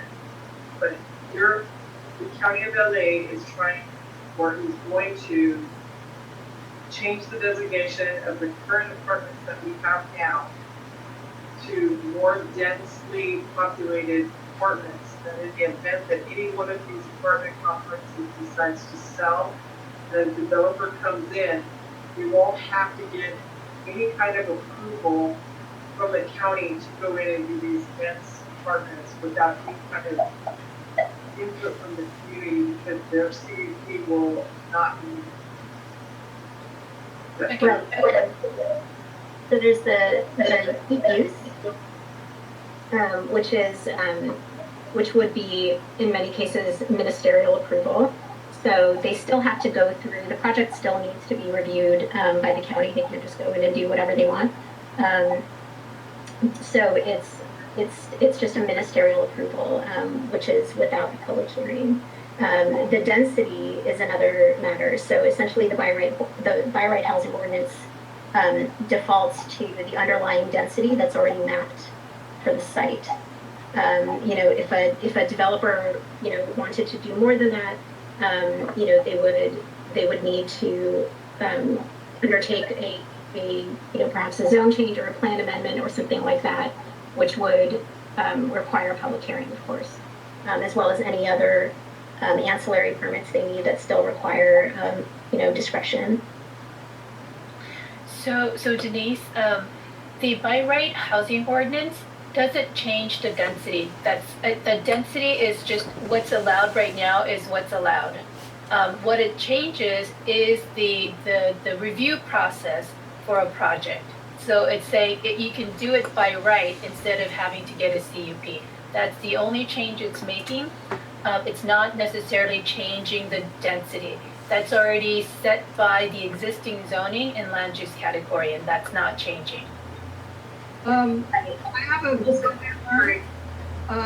There was a fire at a local, I don't know what you call that, a plaza, and apparently nobody really came out to check on it, and it was revised parking and the buildings and everything else, and no one apparently reviewed it. We found some problems, and then we actually got someone to come out and check it, and there should have been a CUP on it, or someone actually comes out to inspect it rather than someone just staying at an office and letting it go through. That's my concern, since there's no CUPs on some of these things and people just stay downtown in their office, they really don't see the impacts that it will have. That's first. Second, you talked about commercial property of, I think you said 50 per acre, but you said commercial, that doesn't impact residential? Right. So the by right housing ordinance, just stepping back for a second. So properties that are zoned commercial actually already allow multifamily as well. So there is a residential density of 50 units an acre. The difference with the by right housing ordinance is that it would shift to a ministerial review, so no public hearing, to comply with state law. Is there a way to get that ministerial review committee out to examine the site physically? Because that's really important. Ministerial review process means that basically the project needs to meet the development standards in the code, like building height, setbacks. And if the project meets all the development standards in the code, the planner will just approve it without any committee review or any public hearing. If you have an address for this site, I'm gonna put our email address in the chat box, so you can email us and we can definitely follow up with you. We can take your information and forward it to our enforcement folks as well as our permitting folks. I do want to move on to the next part of the presentation. Cary, you're taking up all the questions. I have questions. Right, we have more questions, and I don't know that this maybe needs to be continued for our next meeting. But Carla, I think you need to ask a question. I wanted to clarify Denise's question. I just want to know, how many units per acre does Rowland Heights have? Do you know the answer? Because the number of units allowed per lot, it's based upon the land use destination on that lot. So it's impossible for me to give you the allowable density on every single lot in Rowland Heights. What I can tell you is this ordinance does not change what is already allowed based on the general plan. What Isla was describing earlier about density related is that the state law that she mentioned, SB 35, the state law recognizes that sometimes zoning and general plan don't match. And so that law is basically saying if the applicant meets all these requirements in the state law, but then the zoning and the general plan don't match, you have to go by the general plan. So the map changes that Isla was describing is to kind of align with the state law requirements saying if the zone doesn't match the general plan, you go by the general plan. And the general plan on every single lot, there's this thing we call land use category or land use destination. And the land use destination is the mechanism that describes the allowable density. So this ordinance doesn't change any of those. This ordinance is simply clarifying that because state law says you go by the general plan for density, therefore you go by the general plan for density. That's all this ordinance does in regards to density. Is that the general plan of the community, or is that the general plan of the community? That's correct. Of the community, that's correct. You already have the land use destinations on every single lot, and this ordinance does not change that. So if our general plan, which is something that we're doing right now, says that they can't have dense, high-rise, three-story apartment buildings put on all of our commercial residential properties, would that be done? What is it? I'm sorry. Say it one more time. We're changing our general plan, or we're reviewing our general plan right now, and we decided that we only wanted, you know, a certain density in each one of these apartment, you know, buildings that or commercial properties that have apartments on them.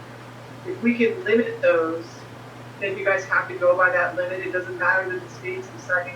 Are you talking about allowable density on commercial lots? On the apartments.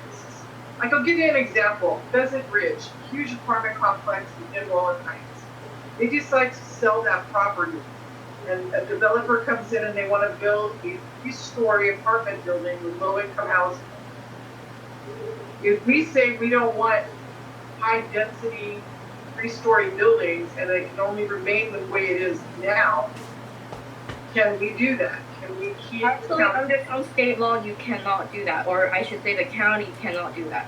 There's another law, it's called Housing Accountability Act. That law also acknowledged that sometimes there are inconsistencies between zoning and land use. And as well as, that law basically spell out all the almost like findings or requirements a local government have to comply with. And basically saying that if the development fulfill these requirements under this law, you cannot deny it, or you cannot approve it at a lower density. So, and I just want to put it out there that, and I think Isla mentioned it a little bit earlier too, that we are in a housing crisis, this region as well as the whole state. So actually, every year there are new state laws that really get into local planning process and make it more difficult or even infeasible for local government to either lower density or deny something. And there are also additional laws that give further protection for projects that have affordable housing units. Okay, but the problem that exists though is that everybody cannot live in LA County. I mean, when I was younger, I lived in Rowland Heights when I was a child, and I was forced to go east into other counties because that was what was affordable. And for us to take, we have 40% of our community, which is 13 square miles, is apartments. So you're saying that based on what is already written in the state law, that a developer can come into our community and build a three-story apartment building that has low-income housing on it without any kind of approval or CUP and without any kind of acknowledgement from the community as to what they want. I think that is not exactly what I'm saying, and I think what's important is that, you know, on one hand, there are all these requirements in the law that wants to remove the red taping that Isla was mentioning earlier. But on the other hand, it doesn't mean that developments don't have impacts or that, you know, that there are no regulations. It doesn't mean that. So I think where the community can help the county moving forward is to develop additional standards, design guidelines, things like that. That can, you know, if the law is saying, you know, if a project meets these standards in the COO, you have to approve it without a hearing process. Then help the county come up with standards that a front-counter planner can just follow like a checklist, right? If the project meets all these standards, then they can get the planning entitlement without a hearing. So I think moving forward with even the East and Gabriel Valley area plan that me and James were presenting earlier, I think that is the perfect platform for the community to develop context sensitive, right? Because again, a lot of the state law is like big picture, but where the local government can tailor regulations, it's all about the context. So what can the county include in the code book so that, you know, if the state says you can't deny these projects just because they have affordable housing units, for example, at least help us come up with development standards and design standards that make these projects look attractive. And also, I think the other thing that me mentioned is in the Eastern Gabriel Valley area plan, it will include a capital improvement plan. So another piece is, okay, now you're talking about more units, more people. What about the infrastructure? And the capital improvement plan, which is going to be part of this area plan, is also the perfect sort of mechanism to help the county prioritize. Okay, if we are talking about, you know, more people along the street or whatnot, how can the county prioritize money, for example, to improve the streets, to improve the sewage system? So even though there are limitations in state law, there are also opportunities coming up through these planning projects to help us address the impacts, as well as have better projects coming into the community. So Denise, I don't know where that figure of 40% came from, because if you remember the graph that I shared with you earlier, 65%, 66% of land use in Rowland Heights is residential. And it's largely single-family residential, meaning the zoning is R1. So this by right housing ordinance does not affect those properties. The by right housing ordinance only applies to commercially zoned properties, and those properties are located along the major streets like Fullerton and like Colima and Nogales and so forth. And so this actually ordinance doesn't apply to a majority of the properties in Rowland Heights. I think what we need to do is we need to have an extension of this discussion at our next meeting so that we can have more questions, because this is not. Yeah, we can do that. So we can explain it in a little bit more detail, because it would be a misconception to think that this applies to, you know, a large area or a lot of properties in Rowland Heights. Like I said, 66% residential, single family, R1, this does not apply. It only applies to commercial properties along those major streets. And again, it doesn't change existing density. Those densities are already allowed. It's only making it, you know, it's only changing the regulation, like how they're going to go about building. Do they need a CUP, or can they just comply with the development standards and build? So that's the only change that the by right housing ordinance is making. Okay, but I think that this is another important, because we still have a second part of the presentation, right. But we can definitely work with me to schedule a meeting focusing on housing. Yes. Okay. How much time do you, because I'm thinking that maybe what we should do is just continue this until it's 9 o'clock in the morning, using people based on the time. So can we continue this to next month and just continue from there? I mean, I would estimate probably 5 more minutes. Okay, we can do 5 minutes, but I'd really like to be done with this by 9. Okay. Okay, great. So let's move on to the housing element. I started my presentation with some statistics about housing need in unincorporated areas. So how does the housing element address those issues? Since 1969, the state of California has required local governments to have a housing element in the general plan to ensure that every jurisdiction plans for its fair share of housing. The housing element is the county's housing policy guide for the unincorporated communities. It identifies constraints and barriers to housing and includes an array of programs to ensure decent, safe, and affordable housing for current and future residents of the unincorporated communities, including those with special needs. The housing element must be submitted to the state every 8 years. The last housing element cycle was 2014 to 2021, and the next one will cover the period from 2021 to 2029. Housing elements include several components. The foundation for the housing element is the Regional Housing Needs Allocation, or the RHNA, in which the state estimates each region's housing needs for the upcoming 8 years. State law requires counties and cities to plan for the estimated number of homes for current and future residents through land use and zoning regulations. The assigned allocation for unincorporated communities for 2021 to 2029 is approximately 90,000 homes, which is the largest number the county has ever had.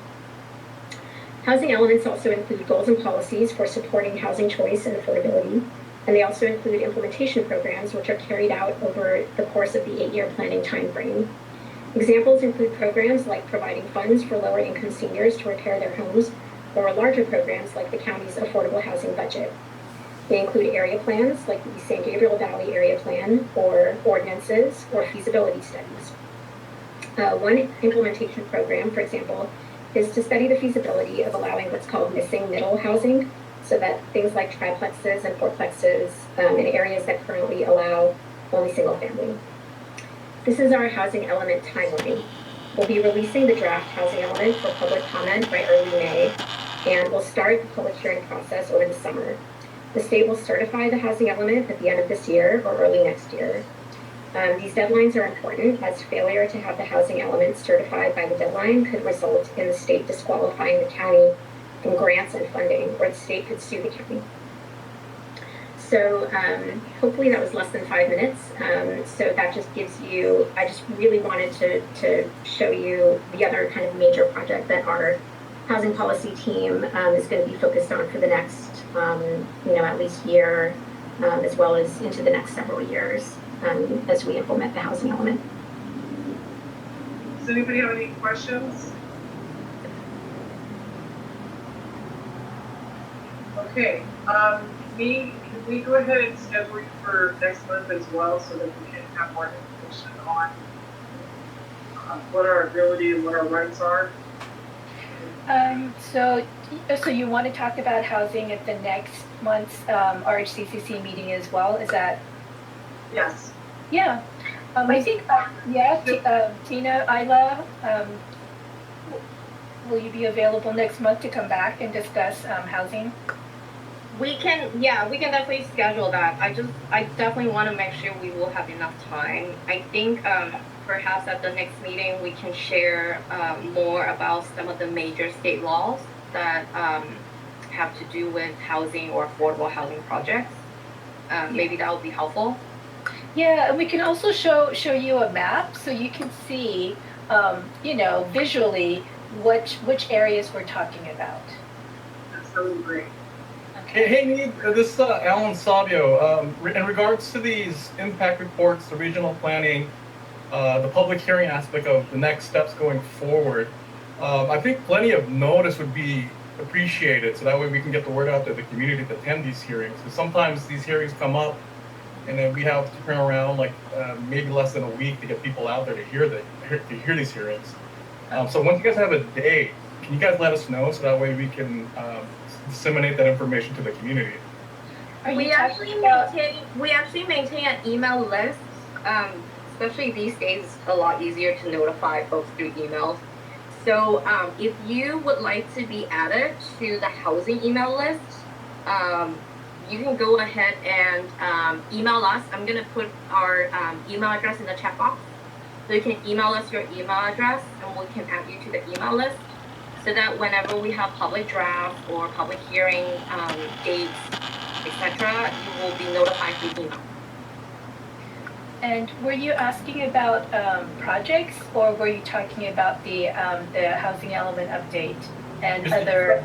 Mostly on the public hearing aspect of what the next steps are going to be. Because sometimes when we get these county meetings, we get like a week. We'll be back.